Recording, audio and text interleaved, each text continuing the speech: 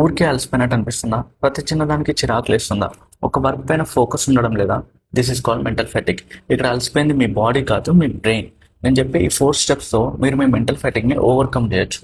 First one వచ్చేసి, మిమ్మల్ని బాగా స్ట్రెస్ చేస్తున్న వాటిని దూరం పెట్టండి.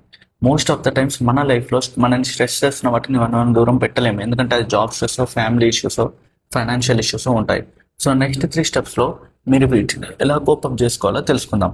సెకండ్ వన్, మీ డైలీ లైఫ్ యాక్టివిటీస్లో మెడిటేషన్ని ఇంట్రడ్యూస్ చేయండి. ఎప్పుడైతే మీరు మెడిటేషన్ని ఇంట్రడ్యూస్ చేస్తారో మీకు మీ నెగిటివ్ థాట్స్ని కంట్రోల్ చేసుకునే శక్తి పెరుగుతుంది. ఎప్పుడైతే మీరు మీ నెగిటివ్ థాట్స్ని కంట్రోల్ చేసుకుంటారో మీరు ఎలాంటి స్ట్రెస్ఫుల్ సిచ్యువేషన్లో చాలా కామ్గా ఉంటారు.